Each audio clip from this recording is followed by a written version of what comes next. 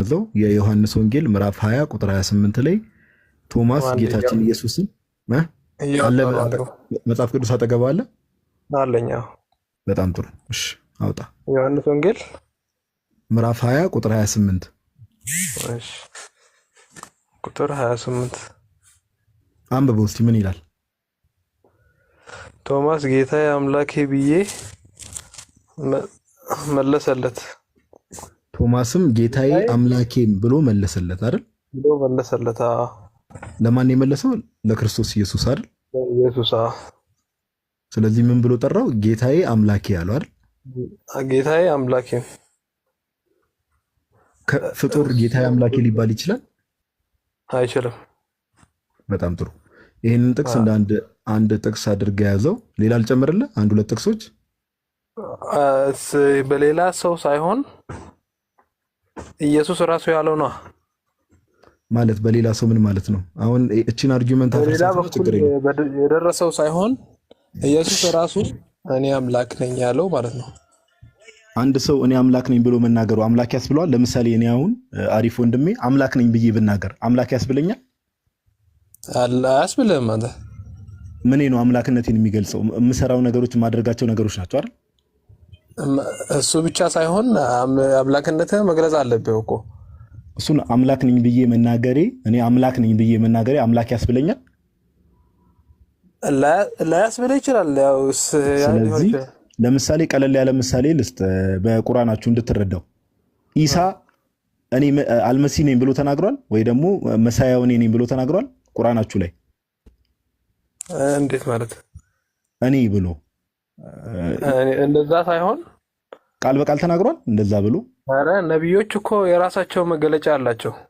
አይ እኔ ብሎ ተናግሯል፣ እኔ እንደዚህ ነኝ ብሎ ተናግሯል ኢሳ በቁርአን? እንደዛ ሳይሆን አሁን ሙሴ ተናግሯል አልተናገረም ነው ቀላል ጥያቄ። ተናግሯል ወይ አልተናገረም በለኝ። እኔ እንደዚህ ነኝ ብሎ ተናግሯል በቁርአኑ? በቁርአኑ አልተናገረም። መሲህ ነኝ ብሎ ያለምን መሲህ ነኝ ብሎ ተናግሯል? እኔ መሲህ ነኝ ብሎ ተናግሯል? እሱማ ያ መለያ ስሙ ነው እኮ። አይ እኔ እንደዛ ነኝ ብሎ ተናግሯል ወይ ነው የኔ ጥያቄ። እንድትረዳው ነው። ደብል ስታንዳርድ ከመጽሐፍ ቅዱስ ያመጣላል። ያለ መናገሩ እሱ ባንደረቱ ተናግሯል። እሺ አውጣ ሳየንሽ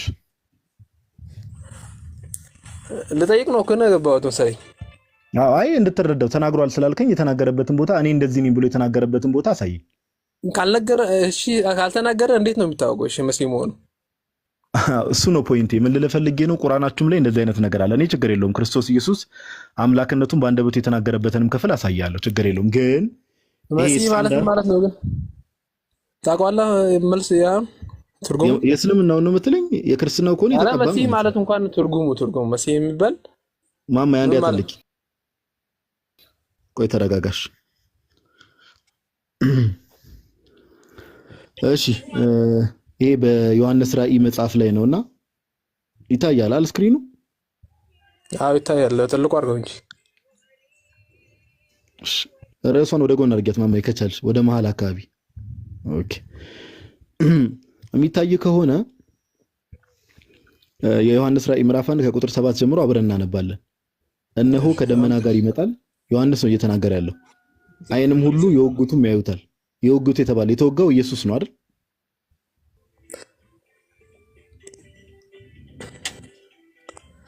አንተ አሁን እኮ አንተ የሰጠኸኝ ያለው በዮሐንስ የተናገረው ነው። ቆይ ለነገርህ ነው። ክርስቶስ የተናገረበትን እኮ ላመጣልህ ነው። ዓይንም ሁሉ የወጉቱም ያዩታል የተባለው ስለ ክርስቶስ ነው አይደል? እኔ አላውቅም። አንተ አስረዳኝ እንጂ የተወጋው ኢየሱስ ነው አይደል? ነው እንዳልክ አስረዳኝ። እሺ የምድርም ወገኖች ሁሉ ስለ እርሱ ዋይ ዋይ ይላሉ። አሁን አሜን ካለ በኋላ ያለውና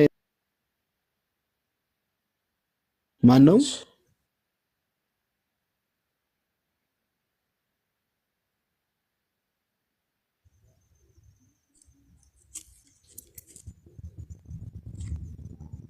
አሪፍ ይሰማል። ኔትወርክ አስቸግሮ ነው ያለውና የነበረው የሚመጣው ሁሉንም የሚገዛ ጌታ አምላክ አልፋና ኦሜጋ ነኝ የሚለው ማን ነው? አንተ እንደተረዳው አስረዳኝ እንጂ እኔ ምን አውቀዋለሁ? ውረድ። እዚህ ይሄ ሩድ የሆነ ሰው ለመማር የሚመጣ ሰውና ዝም ብሎ የሚገባ ሰው ያስታውቃል። ሰዓታችንን አታቃጥል። ቀጣይ ሰው ተቀበሉ። ማማይ እሺ ቆይ ላስገባ። ለመዳረቅ የሚገባ ሰው ታይም ዌስት ማድረግ አያስፈልግም ከእንደዚህ አይነት ሰው ጋር። ሰላም ብያለሁ። ለኔ ልቀጥል? እሺ ቀጥል ወንድማችን። እሺ ምንድነው ጥያቄ? እሺ እድሉ ስለተሰጠኝ አመሰግናለሁ። ምናልባት የፈለኩትን ጥያቄ መጠየቅ እችላለሁ ወይስ እዚህ በተጻፈው ርዕስ ብቻ ነው? በተጻፈው ርዕስ ላይ ብቻ ነው።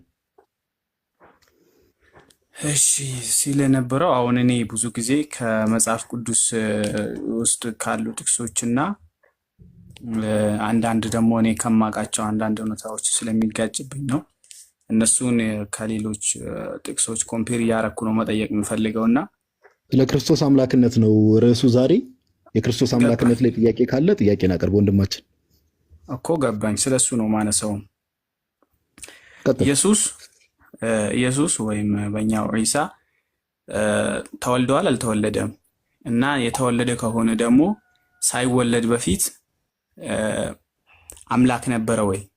ከተወለደ በኋላ ነው ወይ አምላክነት የመጣው? አንድ።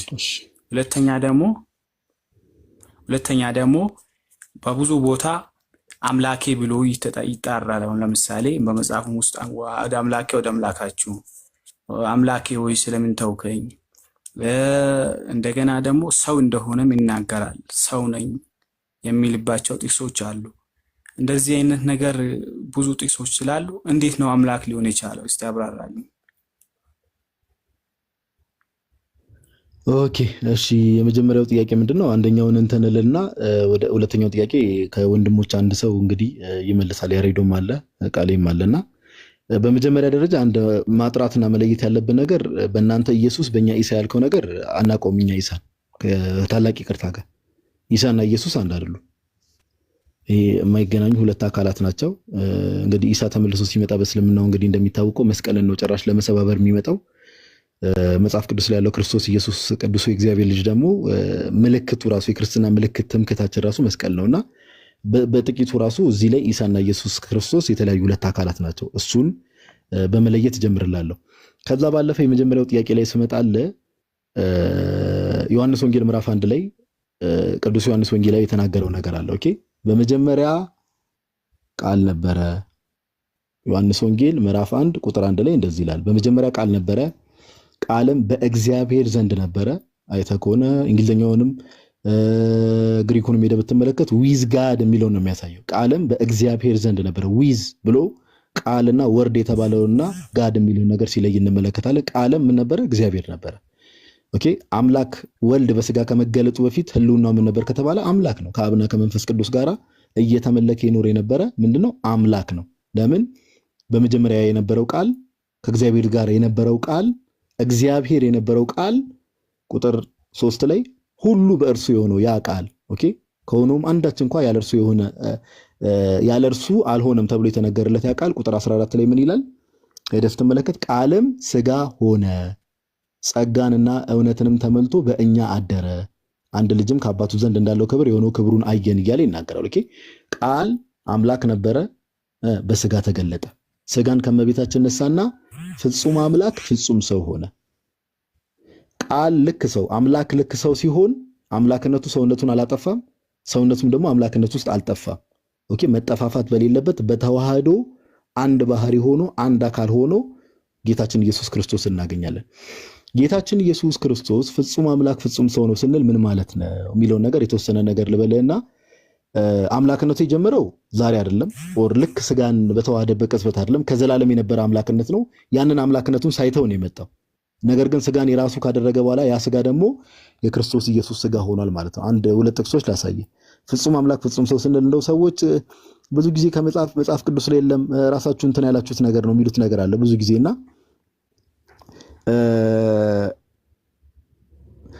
የማቴዎስ ወንጌል አንዴ ቆይ ካሜራውን ላብራልና ፍጹም አምላክ ፍጹም ሰው ስንል ምን ማለት እንደሆነ ጌታችን ራሱ በአንደበቱ የተናገረው ነገር ላሳየ። ኦኬ እዚህ ማቴዎስ ወንጌል ምዕራፍ 22 ላይ ማቴዎስ ወንጌል ምዕራፍ 22 ላይ ከቁጥር 41 ጀምሮ እንደዚህ የሚል ቃል አለ።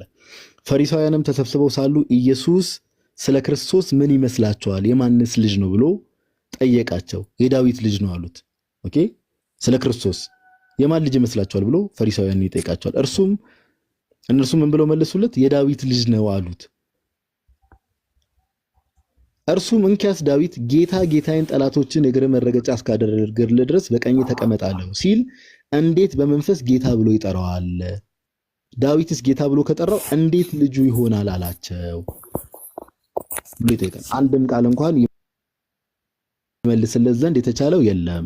ከዛን ቀን ጀምሮ ወደፊት ማንም ሊጠይቀው አልደፈረም እያለ ይናገራል። ስለዚህ ክርስቶስ ኢየሱስ የዳዊት የዘር ሐረግ የእመቤታችን ልጅ ነው። የዳዊት ጌታውም ነው፣ የዳዊትም ልጅ ነው። አምላክም ሰውም ስንል ይሄንን ነው። ኦኬ፣ ፍጹም አምላክ ፍጹም ሰው፣ ፐርፌክት ጋድና ፐርፌክት ማን ነው? ክርስቶስ ኢየሱስ። ይሄ መረሳት የለበትም። አምላክ ሰው ሆነ ስንል ነው አምላክነቱ ጨፍልቆ ሰውነቱን አጥፍቷል። መጽሐፍ ቅዱስ ላይ ቀደም አንተም እንዳልከው ስለ ሰውነቱ የሚናገሩ ብዙ ክፍሎች አሉ።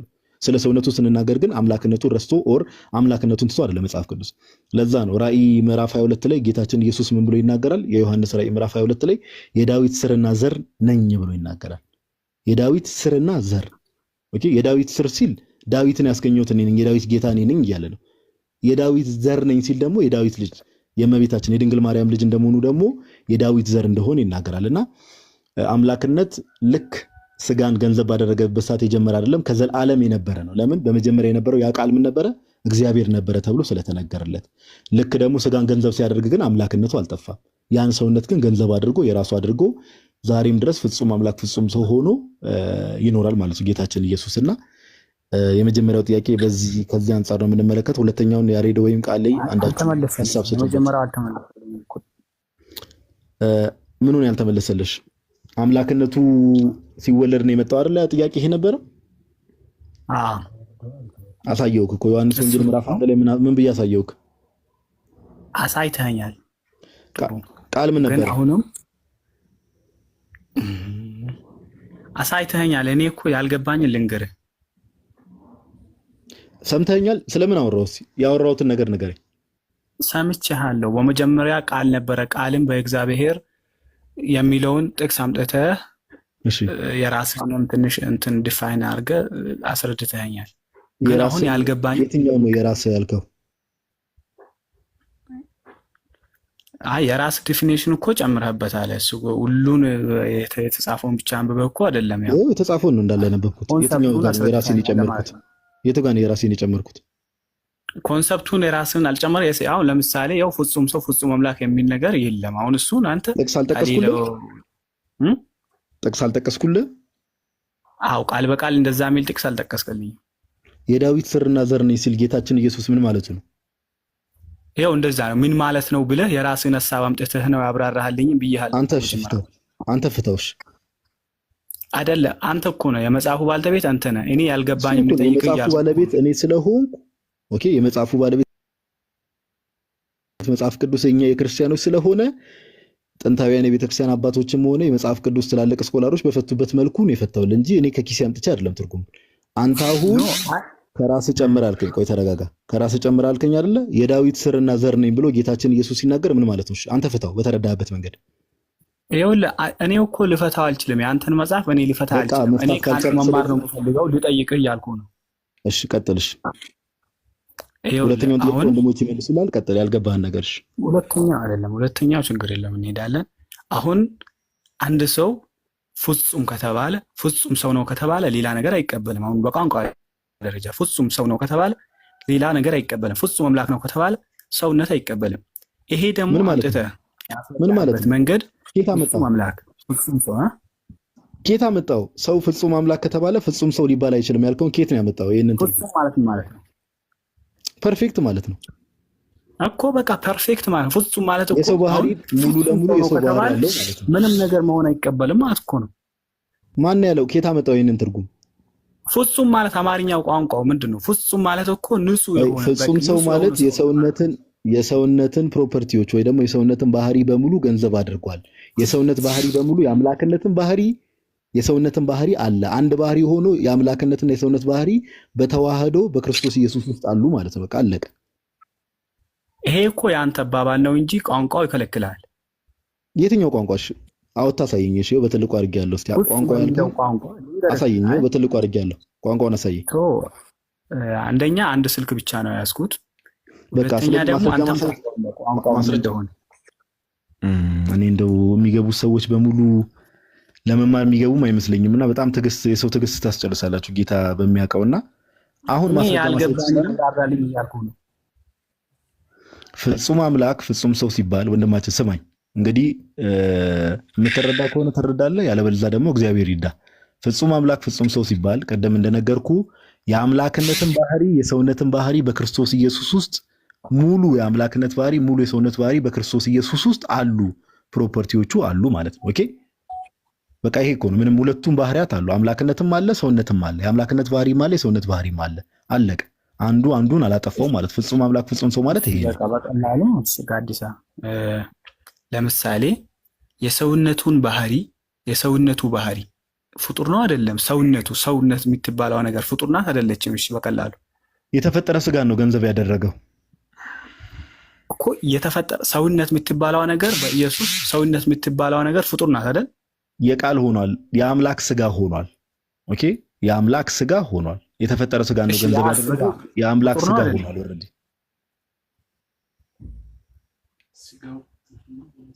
ምንድነው ወንድማችን? አሁን ቅድም ፍጹም አምላክ ፍጹም ሰው እሱ ተመለሰልሽ? እሱ ተመልሶላል እኮ በዛ እኮ ነው ይዘኸኝልኩ። አቦ አንዴ ጋዲሳይን ክፍል አንብብለትና አብራራለት።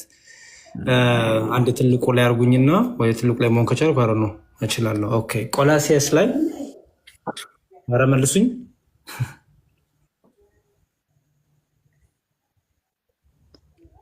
መልሱኝ አንዴ ፕሊዝ። እሺ ቆላሲያስ ምዕራፍ 2 ላይ በእርሱ የመለኮት ሙላት ሁሉ በሰውነት ተገልጦ ይኖራል ይላል። በእርሱ የመለኮት ሙላት ሁሉ በሰውነት ተገልጦ ይኖራል ይላል። አቡ በእርሱ የመለኮት ሙላት ሁሉ በሰውነት ተገልጦ ይኖራል ማለት ነው። የመለኮት ሙላት ያሱ መለኮቱ ራሱ እኔ እንደተረዳሁት ከሆነ አሁን የመጽሐፉ ባልተቤት እናንተ ናችሁ። የመለኮቱ ሙላት በሰውነት ተገልጦ ይኖራል። መለኮት ነው ግን ማን ነው? መለኮት አለው ግን በሰውነት ተገልጧል። ያ መለኮት ነው አይደለ? በደንብ በእርሱ የመለኮት ሙላት ሁሉ በሰውነት ተገልጦ ይኖራል። ተገልጦ ይኖራል ማለት ነው። ይኖራልና ተገልጦ እንፍታልኝ። ተገልጦ ይኖራል እኮ ይሄ ግልጽ እኮ ነው። ግን ይሄ ሐሳቡ አንዴ አቡ በእርሱ የተባለው ክርስቶስ ነው አይደል? እሱን አንተ ነህ የምታውቀው። እኔ ለመጠየቅ ነው ገባሁ። አስረዳኝነት ለመለስልኝ እንጂ እኔ ለመጠየቅ ነው ገባሁ። በቃ ጥሩ። ስለዚህ እንደዛ ከሆነ የክርስቲያኖችን ትምህርት ከኛ ተረዳው። አንተ እኮ እየተረጎምክ ነው የተቸገርነው እኮ። አንተ ራስህ ተረጉማለህ፣ ስንጠይቅ ደግሞ እናንተ አስረዱኝ ትላለህ። ስለዚህ ይህን ጋዲሳ ያስረዳሃል። ተረጋ ብለህ ስማው። ጋዲሳ ይቀጥሉ። ያሬዶ ቀጥል፣ ችግር የለውም። አሁን ምንድን ነው ትልቁ ችግር? ሜይ ቢ ከአሁን በኋላ የምትገቡ ሰዎችም ሙግት ከሆነ ይዛችሁ የምትገቡት ሙግቱን እንደ ሙግት እናስተናግዳለን። እኛም ካውንተር ቆይ ተረጋጋ። ይህ ኢንቴንሽን ባይዘው የሰው ኢንቴንሽን ያስታውቃል። ከቅድም ጀምሮ ሲብራራ የነበረውን ነገር ጆሮ በአንድ በኩል ያፈሳል አያፈስ የሚለውን ነገር እርግጠኛ ባልሆንም ከቅድም ጀምሮ ሲቀርብ የነበረውን ነገር ጭንቅላት ላይ የሆነ ይዘህ የመጣው ነገር አለ። በዛ እንትን ለማለት ነው ያሰብከው። የሚቀርበውን ሀሳብ ስማ። የሚመች ከሆነ ትቀበላለህ፣ የማይመች ከሆነ ደግሞ ግዴታ ዛሬ ሁሉ ነገር መረዳት አለብህ የሚል ሀሳብ የለንም። ኦኬ አሁን ቆላሲስ ምዕራፍ 2 ቁጥር 9 ላይ በእርሱ የመለኮት ሙላት ሁሉ በሰውነት ተገልጦ ይኖራልና የሚለው ይሄም አምላክነትና ሰውነቱን አልሲምታ የሚያሳይ ነው። በእርሱ የተባለው ጌታችን ኢየሱስ ነው። ኦኬ የመለኮት ሙላት የተባለው የፉልነስ ኦፍ ዳይቲ አምላክነቱ የመለኮት ሙላት የፉልነስ ኦፍ ዳይቲ ባይ ዘ ዌይ ቅዱስ ጳውሎስ ይህን ነገር ሲናገር ታች ላሉ ሰዎች የሚሰሙት ላይክ ግኖስቲክ መናፍቃን ነበሩ። አንደኛ ሁለተኛ ክፍለ ዘመን በዛ ጊዜ መለኮት ፉሊ ዲቫይን አይደለም ፉል ዳይቲ ክርስቶስ ውስጥ የለም ብለው የሚያምኑ የነበሩ። ከዛ አንጻርም ነው የመለኮት ሙላት የፉልነስ ኦፍ ዳይቲ ወይ ደግሞ አምላክነቱ በሰውነት ተገልጦ ይኖራል። ወረድ ነፈስ ይሄ ነው። እንደዚህ አይነት ሰው ምንም ማስተናገር ሰዓት መስጠት የሚያስፈልግም ያሬዶ ባይ ዘ ዌይ ሰዓት ለማቃጠል የሚገቡ ሰዎች ያስታውቃሉ። ከይቅርታ ጋር ግን ጌታ በሚያውቅ አንዴ እኔ ላውራ።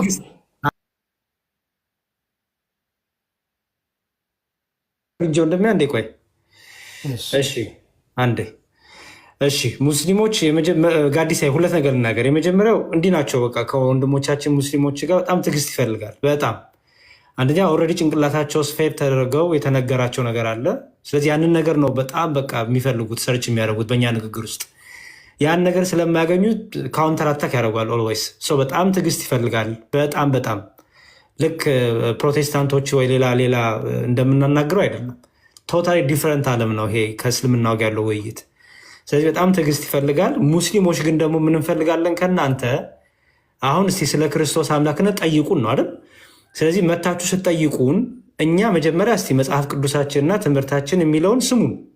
ኦኬ፣ የእናንተን ትርጉም የተነገራችሁን ይዛችሁ የመጣችሁትን የሰማችሁትን ነገር ሁሉ ተዉት ለጊዜው። ከዛ የእኛን ትምህርት ስሙት። እኛ እንዴት እንረዳዋለን? መጽሐፍ ቅዱሳችን እንዴት እንፈተዋለን? እናንተ እንዴት ትፈቱታላችሁ? አይደለም ጉዳዩ። ምክንያቱም እናንተ የምትፈቱት ትክክል አይደለም በምንም ሂሳብ። ለምን አትረዱትም? ፍቹን አታውቁትም። ምን እያል እንደሆነ ራሱ አታውቁትም። ስለዚህ እኛ እንንገራችሁ። ከዛ በኋላ ከተቀበላችሁ ተቀበላችሁ፣ ካልተቀበላችሁ አልተቀበልኩ ማለት መብታችሁ ነው። እንድትቀበሉ ፎርስም አናረጋችሁም፣ ግዴታችሁም አይደለም። ከኛ የሚጠበቀው እውነትን መንገር ነው፣ የክርስቲያናዊ ትምህርትን መግለጥ ነው። ስለዚህ በዛ ሴንስ ሆኖ ጥሩ ውይይት ሆነ የጭቅጭቁ ምናምኑ እሱ ይቅርና መዳመጥ እንዲኖር ነው እና ከኛ ትንሽ ትዕግስት ይፈልጋል። ጋዲሳይ ማን ነው ቀጥሎ የቀደመ ሰው አለ መሰለኝ። ዮሐድዬ ድምፅን አሰማን። ዮሐድዬ ዮሐድ ወይ ሰላማችሁ ይብዛ። እንዴት አመጣችሁ? ዮሐድዬ አንተ ትልቅ ሰው የተወደድክ በስመ አብ ረጅም ጊዜ ዲያቆን። አዎ በጣም ተጠፋፋን ቆየን። ደራጫ ሰው ማለት ነው። ይሁን ግድ የለም። ሰላም ነው። ሰላም መጣ። እግዚአብሔር ይመስገን። እንኳን ደህና መጡ። ኧረ ከአንተም ጋር በጣም ነው እንዲህ የተጠፋፋ ነው። ጋዲ ተቀልድ ነው። ቀጥሉ። ሰው ተቀበሉ። አይ እኔም ሰላም ልበለው። ከኔ ጋር ራሱ በጣም ቆየንና ዛሬ ከጊዜ በኋላ አገኘሁት። ሰላም ብያለሁ። ያደ ኧረ ቃሌንም አላየሁትም በጽሁፍ ሸፍናችሁት። እንዴት ነው ቃሌ? አለሁልህ። ሁሉ ሰላም ነው አይደል? እግዚአብሔር ይመስገን። ኧረ እንኳን ደህና መጣ። አለህ እንዴ? አለሁ ይመስገን። ያዴ ኧረ ደስ ብሎኛል ስላየሁ ቃሌ። እኔም ደስ ብሎኛል። ቀጥሉ። እሺ ዮሐድዬ በጣም እንወዳለን። በጣም ናፍቀን እኔ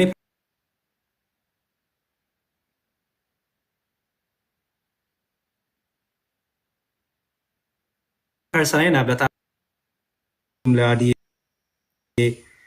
ፍቅራችሁን ግለጹለት። ጋዲሳ የተወደደ ነው፣ የታወቀ ነው። ቃልዬ ጠፍቶ ሲመጡ ያው በጣም እንትን ይሉናል፣ ይፈትኑናል ፍቅራቸው እና እንወዳለን ዮሐድዬ። ጋዲሳይም ታላላቅ ወንድሞቻችን እናመሰግናለን። ደስ ብሎኛል ስላገኘኋችሁ። እሺ አይ ቲንክ አብድር አህመድ ይቀድማል ይመስለኛል። አይገስ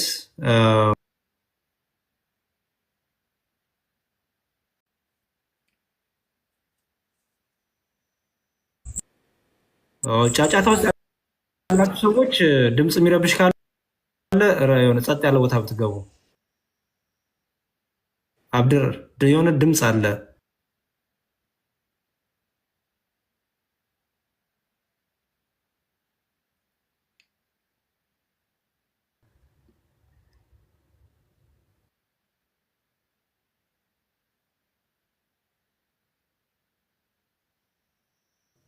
ኦኬ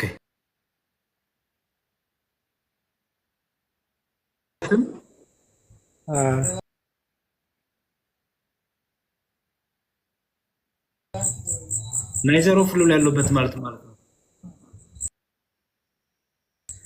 ምድር ላይ ያለ እምነት እያመንኩ አይደለም በዚህ ሰዓት። እሺ አንድ አሁን የምንፈልገው እኛ ምድር ላይ እያመነ የሰማይ ህይወቱን ተስፋ የሚያደርግ ሰው ኢየሱስ አምላክ ነው ማለት ያው እኔ አምላክ ነኝ ያለበት ቦታ ታሳየኛለህ አንዴ? ቅድም ጋዲስ ያሳይ ነበረ። አልነበርክም? አልነበርኩም። አሁን የመጣኸው? አሁን የመጣሁት። እሺ ራእይ ቆይ አንዴ ራእይ 22 ላይ መክፈት የሚችል ካለ እሺ ለዘዛይ ምን ልክፈትልህ ቃልዬ? የቱ ጋር ቆይ ከዚህ ጋር ላውጣውና ራእይ መጽሐፍ ምዕራፍ 22 እሺ ኦኬ፣ ትልቁ ላይ ልሁንና እኔ እሺ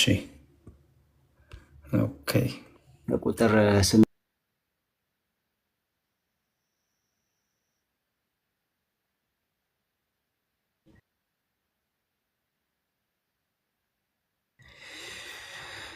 ይህንንም ይሄ ሌላ ነው። እሱ ነው ግን ከየት ጀምሮ ይሁን መሰለ? ከቁጥር 10 ጀምሮ ከቁጥር 10 ጀምሮ። እሺ ለእኔም ዘመኑ ቀርቧልና የዚህን መጽሐፍ ትንቢት ቃል በማኅተም አትዝጋው። አመፀኛው ወደፊት ያምፅ፣ ርኩሱም ወደፊት ይርከስ፣ ጻድቁም ወደፊት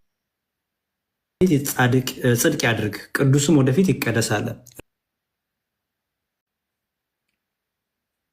እነሆ በቶሎ እመጣለሁ፣ ለእያንዳንዱም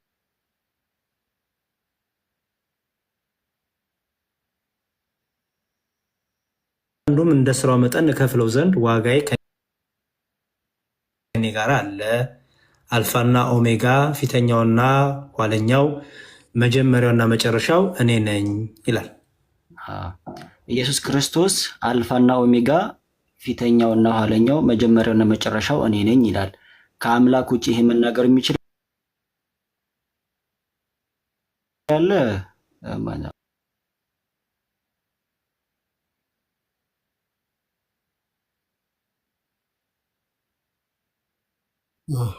ፍጡር እንደዚህ ብሎ መናገር ይችላል? ይችላል። ምክንያቱም ፈጣሪ ማለት ነው። ፈጣሪ ፍጡሩን ስለሚያነግስ ማለት ነው። እሺ ችግር የለውም። አንድ ፍጡር ይሄን ብሎ መናገር ከቻለ የአላህን 99 ስሞች ታውቃቸዋለህ? የአላህን 99 ስሞች ታውቃቸዋለህ? አሁን እኮ ኢየሱስ ጋር ነው እኮ ያለን ነው። አላህ ጋር ታውቃቸዋለሁ። ምክንያቱም ከአጀንዳ ትወጣለህ። ገባህ? ምን አለ መሰለህ፣ አልወጣም። አንድ ነገር ፍጡር ይሄ እየታዘብን አይደለ? ክርክር አናርገው፣ አንደራረብ። ቆይ አንተ ስታወራ ዝም እንደምል እኔም ሳወራ ዝም ትላለህ። እሺ ከዛ ስትጠይቀህ ትመልስልኛለህ። አሁን ምን አልከኝ? ፊተኛውና ኋለኛው የሚለውን ወይ መጀመሪያና መጨረሻ የሚለውን ፍጡር መናገር ይችላል ብለኸኛል። ኦኬ፣ እንዲህ መናገር ከቻለ አልአወል አልአኪር የሚሉ ስሞች አሉ። ምን ማለት ነው? አልአወል አልአኪር ምን ማለት ነው? የመጀመሪያም የመጨረሻ ማለት ነው። እነዚህ የአላህ 99 ስሞች ውስጥ ከ99 ሁለቱ ስሞቹ ናቸው አይደሉም? አልአዋል የሚልና አልአኪር የሚል ከአላህ 99 ስሞች ሁለቱ ስሞች ናቸው አይደሉም? ስሞች ናቸው። ይሄንን ስም ፍጡር መጠቀም ይችላል? ይችላል አልኩህ እኮ። ኦኬ፣ የአላህ 99 ስሞች ፍጡር መጠቀም ይችላል? ያው እሺ፣ ይችላል ያልኩህ በምክንያት ልንገርህ። እሺ፣ ያሬዶ ራእይ ምዕራፍ 1 ክፈትልኝ።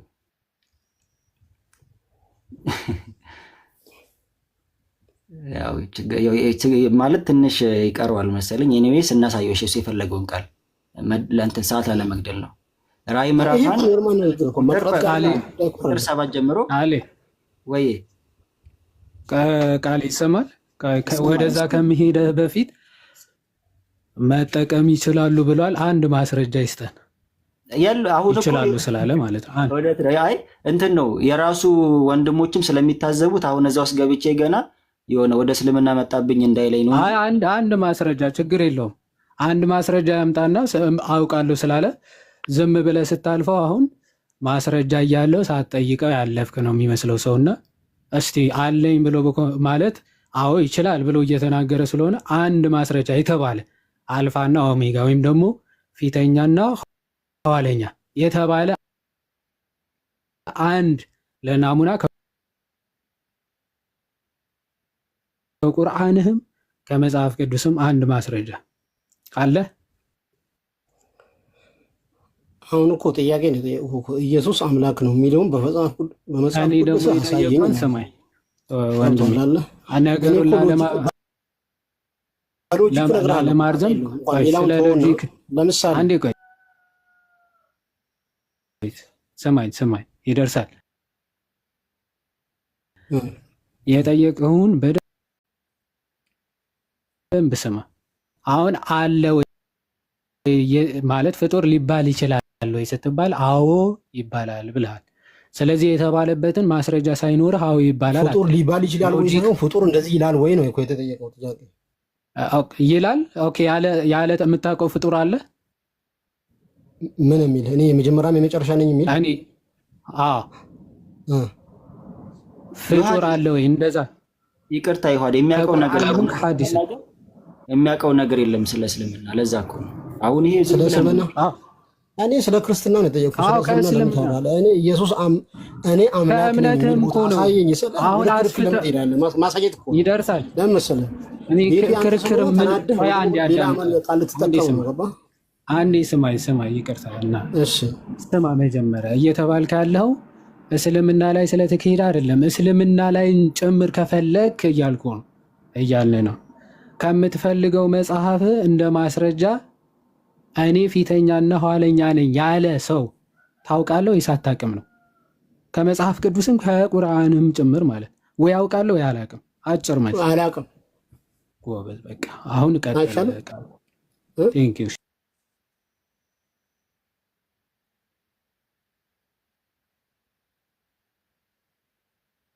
እሺ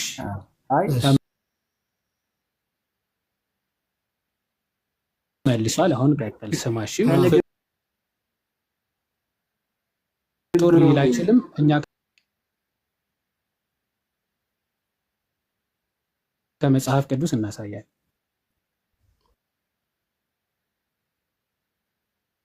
ከንግግሩ ያስታውቃል። ያዴ ማለት አሁን ቀደም እኔ ዝም ብዬ የሚያለፍኩት ለዚህ ነው። አየህ አሁን አያውቅም እሱ። አሁን የአላህን 99 ስሞች ፍጡር መጠቀም ይችላል ሲል ይሄ ያከፍረዋል። እሱን ሲጀመር ማለት ከእስልምና ያስወጣዋል። የትኛውን ፍጡር ይሄን መጠቀም አይችልም። አብድን እየጨመረ የአላህን ስም መጠቀም ይችላል። ኤኒዌይስ እዚህ ጋር አንተ አሁን አምላክ የሚለውን ነበር የፈለከው። ይኸው እዚህ ጋር ይታይሃል አይደለም? እነሆ ከደመና ጋር ይመጣል፣ ዓይንም ሁሉ የወጉትም ያዩታል፣ የምድርም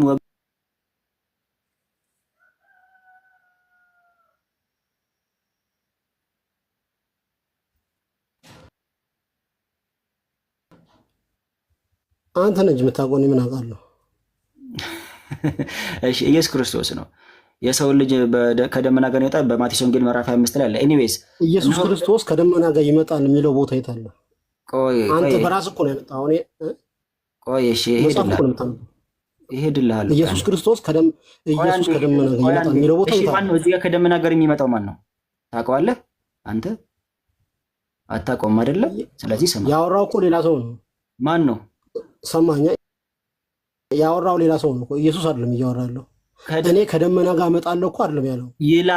ይላል ነው የሚለው። ማን ነው ይሄን የሚናገረው? እንደዚህ ይላል ኢየሱስ ነው የሚለው። እኔ ነኝ ይላል። እኔ ነኝ ይላል የሚለው ሌላ አካል ነው የሚያወራው ማለት ነው እኮ። የሚያወራው ዮሐንስ ነው የሚያወራው። እሺ ይሄን በለኛ። ዮሐንስ ኢየሱስ እንደዚህ ይላል ብሎ ነው እየነገረን ያለው። ስለዚህ የቃሉ ባለቤት ኢየሱስ ክርስቶስ ነው። ዮሐንስ ይሄንን ነገር በራእይ አይደለም፣ አንድ አዳምጥ። ቆይ እንዴ ምን ሆነሃል? ዮሐንስ በራእይ ይሄን ነገር ተመልክቶ ከራሱ ከኢየሱስ ክርስቶስ የሰማውን ነገር ነው ለኛ ያስተላለፈልን ማለት ነው። ዮሐንስ ነብይ ነው የሚናገረውን ነገር አይደለም። ብራዘር ምን ሆነ ነው? እሺ ለምንድን ነው የምትደረበው? ዮሐንስ በራእይ ከክርስቶስ ከራሱ የሰማውን ነገር ለኛ እየነገረን ነው። አንተ መሐመድ ራእይ ተቀበለ እንዳልከው ማለት ነው። ኦኬ ለዞም እዚህ ጋር ከኢየሱስ ክርስቶስ ለዮሐንስ ራእይ ተሰጠው በለኛ። እንደዚህ ለማትለም የራእይ መጽሐፍ እኮ ነው መጀመሪያው ነው። በራእይ የራእይ መጽሐፍ ስለሆነ አትቀበልም? እሺ በቃ ዮሐንስ ተናግሯል። እሺ አመንኩ። እሺ ስለዚህ እዚህ ጋር የሚናገረው ማለት የሚያወራው ሌላ አካል ስለሆነ ዮሐንስ አውርተዋል። ሌላ ቦታም እኮ ኢየሱስ ክርስቶስ እኮ የጻፈው መጽሐፍ የለም። ሌላ ቦታም እኮ ኢየሱስ ክርስቶስ እንዲያለ ብለው ነው እኮ የሚናገሩት። መጽሐፍ ቅዱስ ሁሉም ጋር ብትገባ እኮ ኢየሱስ ክርስቶስ ራሱ ጽፎ ያስቀመጠው ነገር የለም። ኢየሱስ እንዲህ ብሏል የምትለው መጽሐፍ ቅዱስ እያንዳንዱን ብታመጣ ሐዋርያት ናቸው እንዲያለ ብለው የነገሩ እንጂ እሱ የጻፈው መጽሐፍ የለም። የትኛው መጽሐፍ ቅዱስ ብትገባ ማለት ነው። ስለዚህ ሐዋርያት ከኢየሱስ ክርስቶስ የሰሙትን ኢየሱስ ክርስቶስ እንዲህ አለ ብለው የተናገሩትን ነው የኢየሱስ ንግግር ብለህ የምትወስዱ አይደለም። እዚህ ጋርም ኢየሱስ ክርስቶስ በራእይ ለዮሐንስ የነገረውን ነገር መጥቶ ነገረን። እንደዚህ ይላል ብሎ ምን አለ? ሁሉን የሚገዛ ጌታ አምላክ አልፋና ኦሜጋ እኔ ነኝ ይላል ኢየሱስ ክርስቶስ። ስለ ኢየሱስ ክርስቶስ ምን ያለ እኔ ጌታ አምላክ ነኝ እያለ ነው። አልፋና ኦሜጋ ነኝ እያለ ነው። እሺ አንድ ልጨምርለትና ያሬዶ ትንቢተ ኢሳይያስ 44:6 እንግለጥልን። አሁን ፊተኛና ኋለኛ የሚለውን እዚህ ጋር ያለ ማን ነው? ፊተኛና ኋለኛ ኢሳይያስ 44:6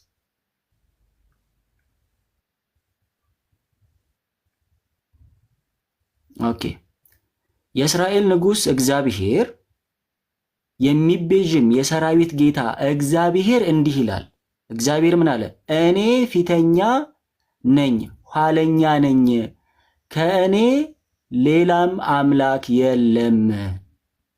አየ ፊተኛና ኋለኛ የሚለው አምላክ የሚለውን የሚያስይዝ ነው። ከእኔ ሌላ አምላክ የለም፣ ብቸኛ አምላክ ነኝ። ስለዚህ ኢየሱስ ክርስቶስ እኔ ፊተኛና ኋለኛ ነኝ ሲል ይሄንን አምላክ ነኝ እያለ ነው። ብቸኛው ኢየሱስ ክርስቶስ ጌታ መጣው እዚህ ጋር። እሺ አሁን እኮ ይሄ ንግግር የፈጣሪ ነው ብለን እንወስደው። አትሊስት እኮ ሙግቱን ራሱ አትረዱትም። ምን የሚገርመኝ እኮ ማለት የሚቀርበውን ነገር ራሱ የሆነ እኔ የኢንተሊጀንት ኩዌሽንት የሚባለው እንዴት እንደሆነ እናንተ ጋር አላውቅም። አሁን እያልኩ ያለሁት ምንድን ነው እዚህ ጋር አልፋና ኦሜጋ ፊተኛና ኋለኛ ነኝ የሚለው ለአምላክ ብቻ የሚቀጸል ነው። የትኛውን ፍጡር እኔ ፊተኛና ኋለኛ ነኝ ያለን የሰራዊት ጌታ እግዚአብሔር ምን አለ? እኔ ፊተኛ ነኝ እኔም ኋለኛ ነኝ፣ ከእኔ ሌላ አምላክ የለም። ኦኬ። ምክንያቱም ሌላ አምላክ ቢኖር እሱ ፊተኛ ኋለኛ አይሆንም። ሌላ አምላክ አለ ከሱ ፊት የሚኖር ወይ ደግሞ ከሱ በኋላ የሚኖር። ስለዚህ እኔ ብቸኛ ነኝ፣ ከኔ ፊት የሚቀድመኝም የለም፣ ከኔ በኋላም የሚመጣ የሚያልፍ የለም እያለ ነው። ስለዚህ ይሄ ለአምላክ ብቻ የሚሰጥ ነው። ስለዚህ ኢየሱስ ክርስቶስ ምን አለ? እኔ ፊተኛና ኋለኛ ነኝ ሲል እኔ እግዚአብሔር ነኝ፣ በብሉይ ኪዳንም የነበርኩኝ እኔ ነኝ አምላካችሁ፣ ከኔ ሌላ አምላክ የለም እያለ ነው። ፊተኛና ኋለኛ ነኝ ማለቱ ምን ማለት ነው? ከኔ ሌላ አምላክ የለም ማለቱ ነው ኢየሱስ ክርስቶስ። ይኸው ማስረጃ። እኔ እኮ አንድ ያልገባህ ነገር ጥያቄ፣ እኔ ኢየሱስ አምላክ የመጀመሪያና የኋለኛው ነኝ ያለበት ቦታ አሳየኝ እያልኩ ይሄ እንትን ሌላ ሰው ያወራውን ትረካ እየተረከኝ ነው ማለት ነው። ኢየሱስ ክርስቶስ ያለበትንም አሳየን እኮ ራእይ ምዕራፍ 1 ራእይ ምዕራፍ 22 ላይ አሳየን እኮ ፊተኛውና መጨረሻው ሕያው ምን ነኝ የሚለውን አሳየን አይደለም እንዴ? እንዲሁም ራእይ ምዕራፍ 22 ቁጥር 13 ላይ አልፋና ኦሜጋ ፊተኛውና ኋለኛው መጀመሪያውና መጨረሻው እኔ ነኝ ብሎ ተናገረ። አሳየን እኮ ይሄን። ከዚህ በላይ ምን ፈለግ? 18 ጨምርለት። ኦኬ ወጣ እንዴ? 18 እዛው ዝቅ ብሎ ኢየሱስ ክርስቶስ ለመሆኑ ሞቼም ነበርኩ እነሆም ከዘላለም እስከ ዘላለም ድረስ ሕያው ነኝ የሞትና የሲኦል መክፈቻ አለኝ ብሏል። ስለዚህ እኔ የተናገረ ያለው ራሱ ኢየሱስ ክርስቶስ ነው። ስለዚህ ፊተኛና ኋለኛ ነኝ ሲል ከእኔ ሌላ አምላክ የለም ብሎ መናገሩ ነው ማለት ነው። በዚህ አጋጣሚ ቀጣይ ወደ ዮሐዴ እናልፋለን። ቅድም ከጋዴ ጋር ሲከራከር የነበረው ፍጹም ሰው ፍጹም አምላክ ሲለው ሙስሊሞች ኡስታዞቻቸው ምን ይሏቸዋል መሰላችሁ? ያንን ይዞ ስለመጣ ነው። በዛ ሜንታሊቲ ስለመጣ ነው። ለምሳሌ ይሏቸዋል ሲያስረዷቸው አንድ ብርጭቆ ውሃ ከሞላውት ያ ብርጭቆ ውሃ ሞልቷል፣ በቃ ሙሉ ነው ካለን ፍጹም ሙሉ ነው ካለን ሌላ ነገር እንዴት እንጨምርበታለን? በቃ ፍጹም እኮ በውሃ ሞልቷል ያ ነገር። ሌላ ደግሞ አንድ ብርጭቆ ደግሞ ላዩ ላይ ወይ ቡና ወይ እንትን መጨመር ብለው ስለሚያስተምሯቸው ነው። ኦኬ ይሄንን ሜንታሊቲ ይዞ ስለሚመጡ ነው።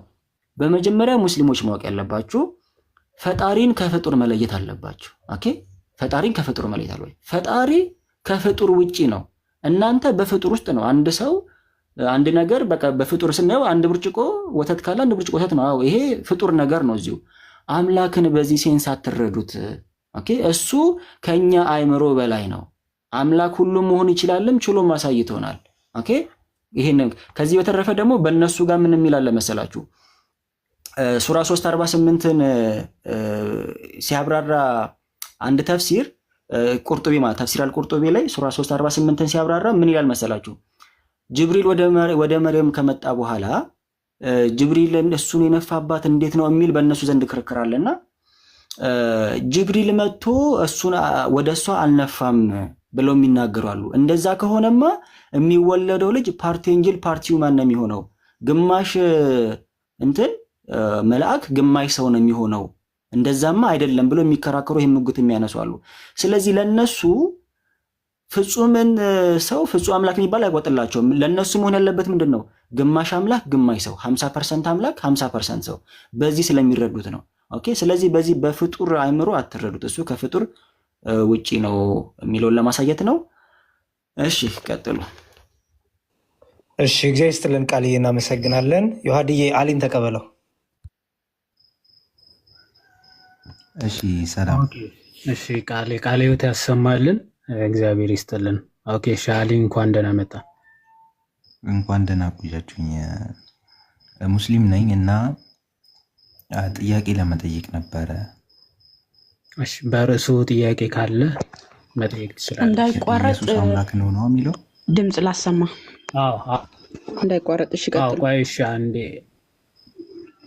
ቀጥ ማማ የሆነ ነገር በይ። አለን እግዚአብሔር ይመስገን። ደህና ነሽ? አለሁ እግዚአብሔር ይመስገን። ቀጥሉሽ። ኦኬ እሺ ቀጥል። አሁን አለ እና ጥያቄን አንድ ሰው ማንም ሳያጨናንቀኝ እንድመልሱልኝ ነው። ልቀጥል ወደ ጥያቄ። ለምሳሌ አሁን እኔ ምን ብለህ ታስበኛለህ መሰለህ? ሙስሊምም ያልሆነ ምንም ያልሆነ ባዶ ጭንቅላት የያዘን ሰው ነኝ ብለህ አስብና ከዛ ምን ታደርግልኛለህ መሰለህ? እኔ አሁን ከመጽሐፍ ቅዱሱም አንጻር ዲስሪስፔክት እንዳይመስል ብዬ ነው። ኢየሱስ ይተኛል፣ ይራመዳል፣ ከማህፀን ነው የወጣው። ከተሳሳትኩኝ ታስቆመኛለህ። ከማህፀን ነው የወጣው አይደል? ይመገባል፣ ይናገራል፣ ይተነፍሳል። ከኔ ጋር የሚያመሳስለው ነገሮች አሉ። አንዳንድ ነገሮች ከማህፀን መውጣቱ፣ መተኛቱ ምን ማለቱ ፍጹም አምላክ ፍጹም ሰው በምትሉት ነገር ስለሰማሁኝ ማለት ነው። እና ወደ ጥያቄ ስገባ ባዶ ጭንቅላት ሆኜ ያልኩ ለዛ ነው። እና አሁን እኔን የሚመሳሰል ነገር እንዴት አድርጌ ላምልክ? ዩኒክ ነገሩን አሳየኝና ከነቢያቶች ጋር ዩኒክ ነገር ከፈጣሪ ጋር የሚያመሳስለውን ነገር ደግሞ አሳየኝና እስቲ በቃ ባጭሩ ወንጌልን ባጭሩ ኢየሱስ አምላክ ነው ከሚለው ጋር ይመሳሰላል ባይዘዌና እስቲ አንተ ከኔ ጋር የሚመሳሰልን ከማህፀን የወጣን የሚመገብን የሚራመድን ብቻ ከኔ ጋር ብዙ ተመሳስሎት ያለው ሰው አልልህም። ለሶስተኛ ጊዜ ትደግመዋለህ ወይ? ለሶስተኛ ጊዜ ትደግመዋለህ? እንጠብቅ። ደገምከውና ሰማን። ኮንክሉዥን ላሳይ ልንገርህ ብዬ ነው። እና ጥያቄ ነው ወይስ መልስ ነው? ኮንክሉዥን የምታቀርበው ጥያቄ አይደል? እንዲህ ምን ኮንክሉዥን ያልኩ በአጠቃላይ ጥያቄን ሰምቼዋለሁ። አሁን ሌላ ጥያቄ ካለ ያዘውና አንዴ ሰምቼዋለሁ። ከእኔ ጋር የሚመሳሰል የሚበላ የሚጠጣ የሚራመድ አልክ። ኦኬ ስለዚህ እንዲህ ያለ አካልን እንዴት አመልካለሁ የሚል ሀሳብ ነው የጠየቀው። ስለዚህ ሚዩት አረግና በደንብ ታዳምጠኛለህ፣ መሀል እንዳትገባ እሺ። እስክጨርስ ድረስ ጥያቄ እንዲህ አይደለም እኔ ለማለት ነው የፈለግኩት እንዲህ አይደለም ምናምን ብለህ እንዳትገባ። አልልህም፣ ቀጥል። አታንዛዛው፣ አልልህም፣ ቀጥል። አንካሁን አታንዛዛው ማለት ከጀመርክ እያለቀስክ ነው የምትሰማው ማለት ነው። ከይቅርታ ጋር ወንድሜ፣ ስለዚህ በትዕግስት አዳምጠኝ እሺ። መጀመሪያ የክርስቲያኖችን መረዳት ምን ብለን እንደምናምን ስለማትረዱ አሁን በጣም ትልቁ ችግር የሚፈጥርባችሁ መጀመሪያ እኛ ቃል ከመጀመሪያው ከጥንቱ ከዘላለም ጀምሮ ሰው ነበረ። ኦኬ የሚታይ ነበረ፣ የሚጨበጥ የሚዳሰስ ነበረ ብለን በፍጹም አናምንም። ኦኬ ቃል ነበረ። ቅዱስ ዮሐንስ እንደተናገረው ከቅድም ጀምሮ ስንናገር በመጀመሪያ ቃል ነበረ፣ ቃልም በእግዚአብሔር ዘንድ ነበረ፣ ቃልም እግዚአብሔር ነበረ። ኦኬ ወልድ አሁን ስጋ ከመልበሱ በፊት ሰው ከመሆኑ በፊት እንደኛ ከመሆኑ በፊት አስቀድሞም የነበረ የዘላለም አምላክ ነው። ለዛ ነው ቅዱስ ጳውሎስ በሮሜ መልእክቱ ምዕራፍ 9 ከቁጥር 6 አባቶች ለእነርሱ ናቸውና አለ፣ ከእነርሱም ክርስቶስ በስጋ መጣ ይላል። እሺ በምንድን ነው የመጣው? በስጋ መጣ። እርሱ ለዘላለም የተባረከ አምላክ ነው። አሜን ይላል። እርሱ ለዘላለም የተባረከ አምላክ ነው፣ ግን ለሰው ልጆች ማዳን በስጋ መጥቷል ብለን ነው ምናምነው። ለዛ ነው ያ እግዚአብሔር የሆነው ቃል ይልና ቁጥር 14 ዮሐንስ ወንጌል ቃልም እግዚአብሔር ነበረ ካለ በኋላ ቁጥር 1 ሁሉ በእርሱ ሆነ፣ ከሆነውም አንዳች ሰው እንኳን ያለ እርሱ አልሆነም ይላል። ፍጥረት ሁሉ በእርሱ ነው የተፈጠረው፣ ከእርሱ ውጭ የተፈጠረ ምንም አይነት ፍጥረት እንኳን የለም አለ። ከዛ ዝቅ አለና ምን ይላል? ያ ቃል ወደ ገዛ ወገኖቹ መጣ፣ የገዛ ወገኖቹ አልተቀበሉትም እያለ ይመጣና ቁጥር 14 ቃልም ስጋ ሆነ፣ ጸጋና እውነትም ተመልቶ በእኛ አደረ፣ አንድ ልጅም በአባቱ ዘንድ እንዳለው ክብሩ ያለውን ክብር አየን ይላል። በጣም የሚገርም ቃል ትመለከታለን። እንግዲህ ያ ቃል ፍጥረታትን የፈጠረው ቃል ስጋ ሆነ ይላል። ስጋ ሆነ ማለት የእኛን ስጋ ያዘ ማለት፣ ሰው ሆነ ማለት። ሰው ሆኖም ምን አለ? በእኛ መካከል አደራል፣ በእኛ መካከል አደረ። ስለዚህ ያ ከእግዚአብሔር አብ ዘንድ የመጣው ልጅ ወይም ደግሞ አንድያ ልጁ ክብሩን አየን፣ አምላክነቱን አሳየን፣ ገለጠልን ማለት ነው። አምላክነትን ገልጦ አሳየን። ጌታ በስጋ ሲገለጥ ኦኬ አምላክነቱ መለኮትነቱ በሚገባ ገልጦ አሳይቷል። አስቀድሞ ከዘላለሙ ግን ስጋ የያዘ አልነበርም። የእኛን ስጋ ከመያዙ የተነሳ ኦፍኮርስ ለዛ ሐዋርያ ቅዱስ ጳውሎስ ዕብራውያን መልእክቱ ምዕራፍ 2 ላይ ምን ብሎ ይናገራል መሰል? በደንብ አስበው። በሞት ላይ የሰው ልጆች በሞት ጥላ ውስጥ ስለነበሩ በሞት ላይ ስልጣን ያለውን ሊሽር ክርስቶስ መጥቷል። በሞት ላይ ስልጣን የነበረው ደግሞ ዲያብሎስ ነው ይልና ለምንድን ነው በሞት ላይ ስልጣን ላይ የነበረው ዲያብሎስ የሚለውን ሲናገር ምን ይላል? በስጋና በደም ልጆች ከአባቶቻቸው በስጋና በደም ስለሚካፈሉ አለ። ስለዚህ ክርስቶስ ደግሞ በሞት ላይ ስልጣን ያለውን ለመሻር በስጋና በደም እንዲሁ ተካፈለ። ቆይ ልክፈተውና በማስረጃ ነገር በአይን ይገባልም ስለሚባል ልክፈትና በማስረጃ ላሳይ። ያው እንግዲህ አለ ልጆቹ በስጋና በደም ስለሚካፈሉ እርሱ ደግሞ በሞት ላይ ስልጣን ያለው በሞት እንዲሽር በሞት ላይ ስልጣን የነበረውን በሞቱ እንዲሽር ምን አለ? ይኸውም ዲያብሎስ ነው።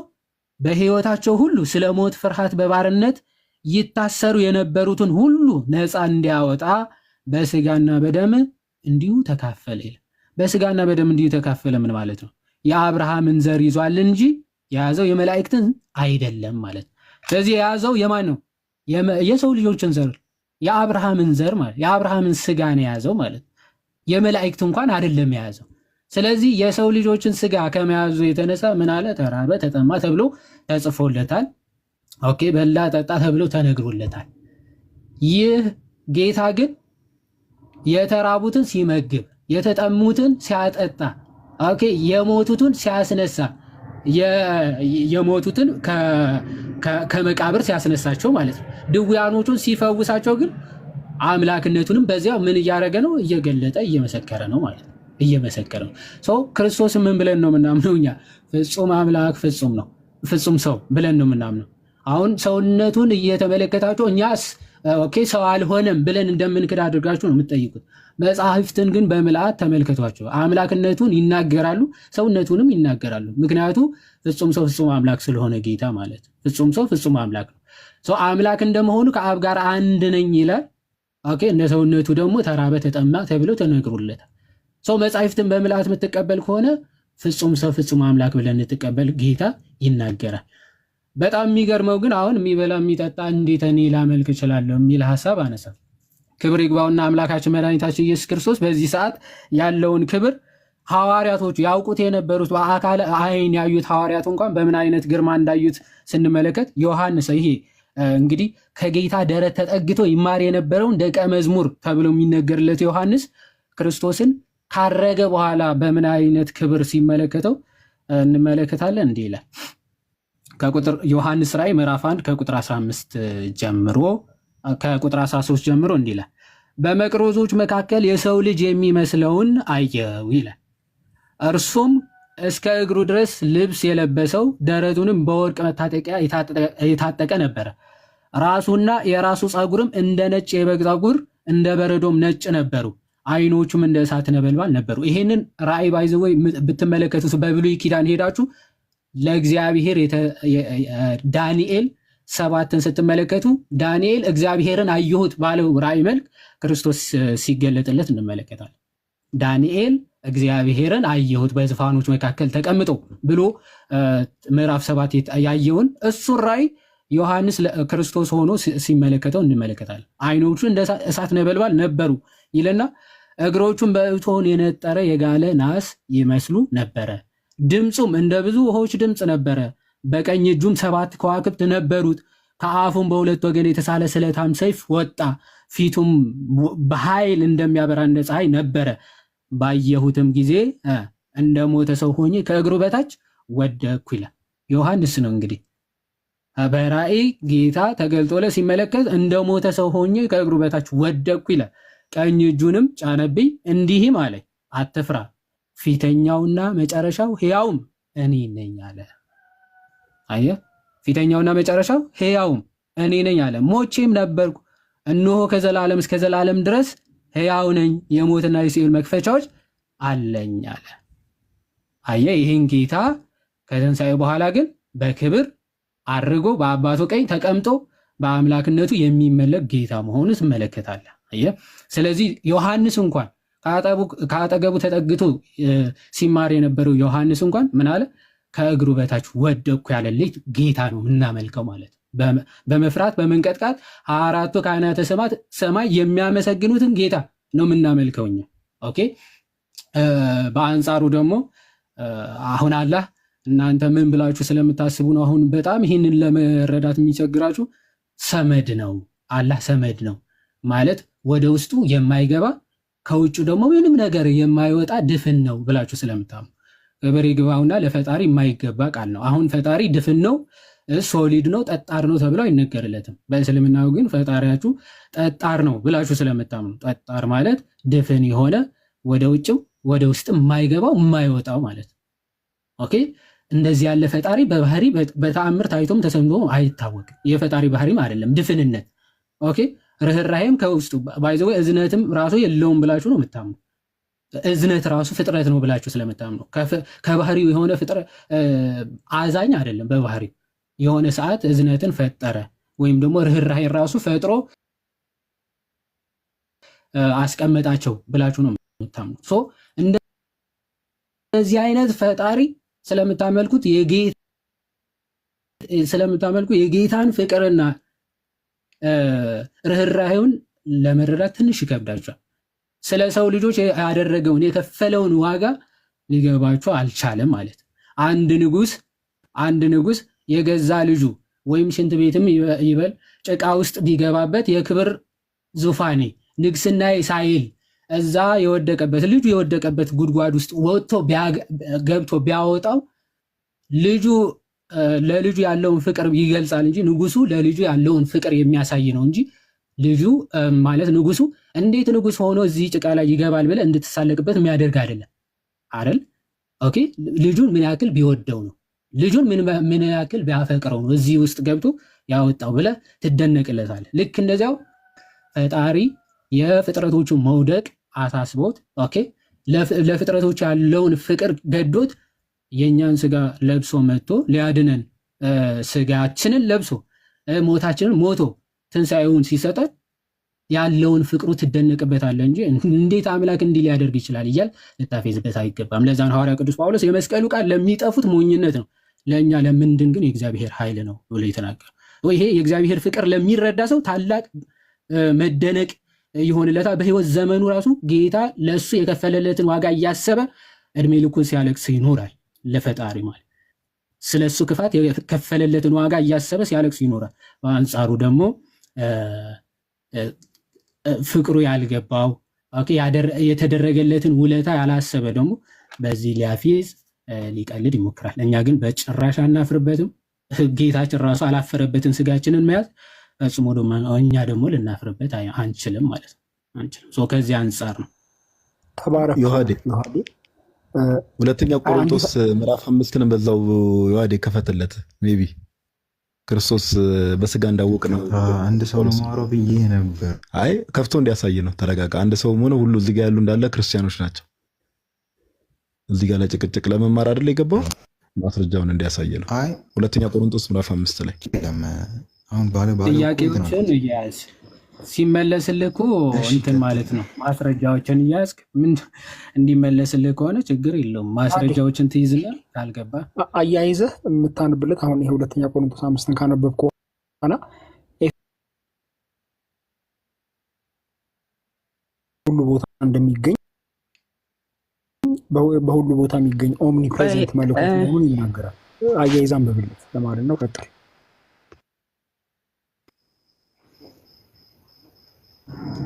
ኦኬ እሺ እና ባታብዙ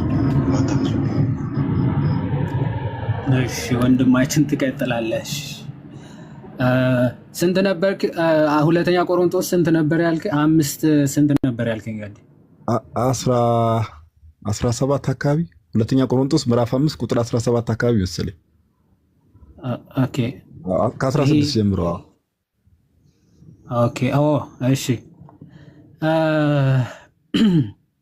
እንዲህ ይላል፣ በሕይወትም ያሉት ስለ እነርሱ ለሞተውና ለተነሳው እንጂ ወደፊት ለራሳቸው እንዳይኖሩ ስለ ሁሉ ሞተ ይላል።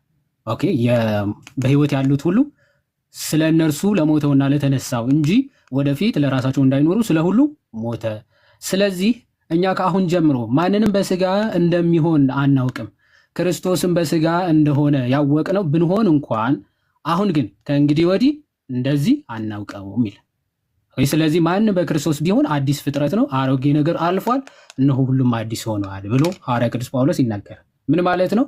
ክርስቶስ በሥጋ ወራት ያደረጋቸውን ነገሮች አሁንም ያደርገዋል ብሎ የሚያስብ ካለ ሞኝነት ነው። በሥጋ ያወቅ ነው ወይም ደግሞ በሥጋ ወራት ለቤዛነት ያደረጋቸውን ነገሮች አሁንም ያደርጋቸዋል ብለው ወይም ደግሞ በዚህ መልኩ እናውቀዋለን ብሎ የሚያውቅ ካለ ስህተት ነው ይላል።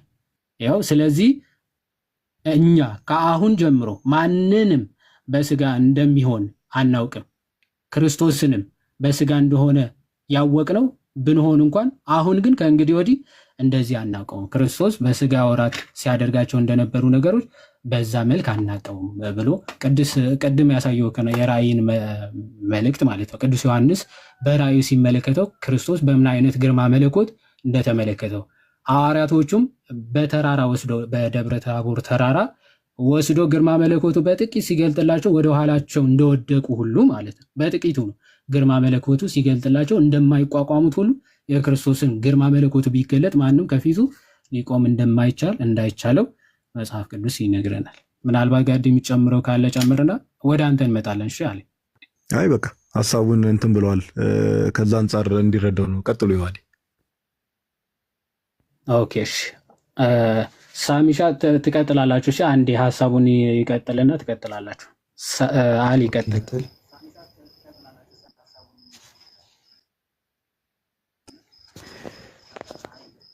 አሊ በንግግር ነው እስካሁን እየነገርከኝ ያለኸውና ታዳምጠኛለህ። ምንም ጣልቃ እንዳገባብኝ እንዳንተው እንዳዳመጥኩ ጥያቄ እየጠየቅክ ነዋ። እና ቆይ ጥያቄ ነው እየነገርከኝ ያለኸው እንዲህ ነው አሊ።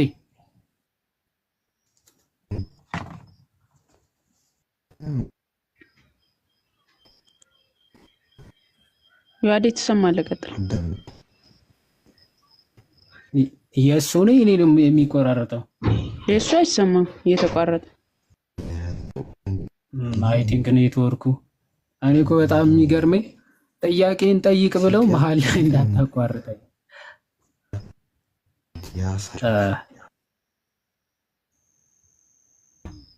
አሊ ኔትወርክ እየተሰማ አይደለም እና እንትን ብለህ ብትመጣ አሪፍ ነው። ኔትወርክን አጀስት ብታደርገው ጥሩ ነው። አሁን አይሰማም? ኦኬ አሁን ይሰማል። በደንብ ስማኝና ጥያቄ እየጠየቅክ ነው ነው ውይይት ነው እየተወያየ ያለ? አይሰማም? አይደለም እኮ ጠየቁ እኮ ነገርከኝ እኮ የራስን ሀሳብ እኮ ነገርከኝ። እኔ ደግሞ በነገርከኝ ሀሳብ ላይ የራሴን ሀሳብ ልንገርህ። የአንተን ሀሳብ ልንሰማ እኮ አይደለም ቁጭ ያልነው። ጥያቄ አለ። ጥያቄ ያልተመለሰልህ ካለ ይኸውልህ ስማኝ፣ አንድ ሚዩት አድርገውና ላግ እያደረገ ስለሆነ አንድ ያስተካክለናና አሁን እያልኩ ያለሁት እሱን እኮ ነው። ስማኝ አንዴ ስማኝ፣ ሚዩት አድርገውና ትንሽ እየቆየ ስለሆነ የሚደርሰው ስማ። ምን እያልኩ ነው? አንተ ጥያቄ እየጠየቅ በወሬ ንግግር እንጂ በተግባር እያሳየን አይደለም። እሺ አንዴ ተመልሰህ ግባሽ። እየቆየ ስለሆነ እንትን የምትለው ደግመህ ላክና አስገባዋለሁ። እየሰማ ከሆነ ታች ሆነ ምንድን ነው እያልን ያለ ነው? እኛ ጥያቄ እየተቀበልን ነው አይደል? እኛ መልስ ሰጠን፣ ከዛ ለምላሻችን ሪፍሌክሽን አትሰጡም። ኦኬ ግልጽ ያልሆነ አንድ ጥያቄ ድጋሚ ይሰጣችኋል። እንዲህ ብለህ ነበር፣ ከመጽሐፍ ቅዱስ ግን እንዲህ ይላል። ኦኬ ጥያቄ ፈጠረብኝ ብሎ ጥያቄ ኦኬ ካልተመለሰ ጥያቄውን እንደገና እኔ የጠየኩት ይሄን ነበር ብሎ ለማንሳት እንጂ እኔ በመለስኩት ላይ ሪፍሌክሽን እንድሰጥ አይደለም። ኦኬ ምክንያቱም ውይይት አይደለም የገባው። ትጠይቃለህ፣ ካልተመለሰልህ ያልተመለሰልን ይሄ አልተመለሰም ብለህ ነው የምትጠይቀው። አይ ውይይት ነው የምፈልገው ካላችሁ ደግሞ ውይይት ሰዓቱ ስለሚኖረ እያነጻጸርም እናይበት ሰዓት ላይ ትመጣላችሁ። አይ ቲንክ እንደዛ አይደለም ማማይ ፕሮግራሙ ጥያቄ እንዲጠይቁ ነው። አዎ ስለዚህ አንተ በሰጠው ላይ ሪፍሌክሽን ልስጥ አይባልም። ዲቤት አይደለም። አሊ ካለ እሺ ቆይ አንዴ ላስገባውና ትቀጥላላችሁ። እሺ ወንድሞች ከይቅርታ አሊ ይሰማል? ይሰማኛል። የተናገርኩትን ሰምተኛል? በደንብ ሰምቻለሁ።